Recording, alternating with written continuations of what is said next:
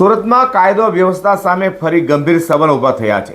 સુરત શહેરના અડાજણ વિસ્તારમાં અસામાજિક તત્વોએ મચાવેલો આતંકનો વિડીયો સામે આવ્યો છે, જેમાં એક પાનની દુકાન ચલાવનારે સામાન્ય પૈસા માંગતા અસામાજિક લુખ્ખા તત્વોએ તેના પર જીવલેણ હુમલો કરી ઢોરમાર માર્યો હોવાનો વિડીયો વાયરલ થતાં જ પોલીસે ત્વરિત કામગીરી હાથ ધરી આવા અસામાજિક તત્વોને ઝડપી પાડી ઘટનાનું રિકન્સ્ટ્રક્શન કરાવતા લોકટોળું ભેગું થવા પામ્યું હતું। સુરતના પાલનપુર સ્થિત સંત તુકારામ સોસાયટી 6 પાસે એસબીઆઈ બેંકની બિલકુલ સામે આવેલા એક પાનની દુકાન પર હચમચાવી દે તેવી ઘટના સામે આવી છે। પાનની દુકાન ચલાવનારે ગ્રાહક તરીકે આવેલા શખ્સો પાસે અગાઉના અથવા ખરીદેલા સામાનના પૈસાની માંગણી કરી હતી। પોતાની કમાણીના હકના પૈસા માંગવા દુકાનદાર માટે ગુનો બની ગયો હોય તેમ આરોપીઓ ઉશ્કેરાઈ ગયા હતા। સામાન્ય બોલાચાલીએ જોતજોતામાં હિંસક સ્વરૂપ ધારણ કર્યું હતું। આરોપીએ દુકાનદારની લાચારીનો ફાયદો ઉઠાવી તેની પર તૂટી પડ્યા હતા।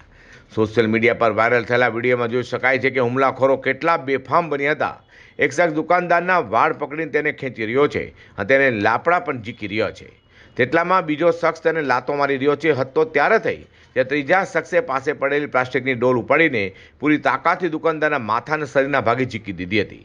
આ હુમલા દરમિયાન આસપાસના લોકો મુખ પ્રેક્ષક બની ગયા હતા, પરંતુ એક જાગૃત નાગરિકે આ સમગ્ર હુમલાનું દ્રશ્ય પોતાના મોબાઈલ કેમેરામાં કેદ કરી લીધું હતું। અમાનુષી હુમલાને કારણે પાન ગલ્લાના સંચાલકને ગંભીર શારીરિક ઇજાઓ પહોંચી છે। ઇજાગ્રસ્ત દુકાનદારને તાત્કાલિક સારવાર અર્થે હોસ્પિટલમાં ખસેડવામાં આવ્યો હતો, જેને લઈને સ્થાનિક વેપારીઓમાં ઘટનાને લઈને ભારે રોષ જોવા મળ્યો છે। વેપારીઓએ કહ્યું હતું કે જો સામાન્ય પૈસાની ઉઘરાણીમાં આ પ્રકારે જીવલેણ હુમલા થતા રહેશે તો ધંધો કરવો મુશ્કેલ બની જશે। બીજી તરફ ઘટનાનો વિડીયો વાયરલ થતાં જ પોલીસ દોડતી થઈ ગઈ હતી।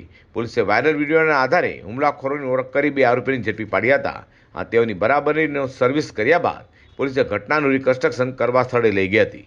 ત્યારે મોટી સંખ્યામાં લોકટોળ ભેગું થયું હતું અને પોલીસે સ્થાનિકોને ખાતરી આપી હતી કે કાયદો હાથમાં લેનાર કોઈ પણ શખ્સને છોડવામાં આવશે નહીં।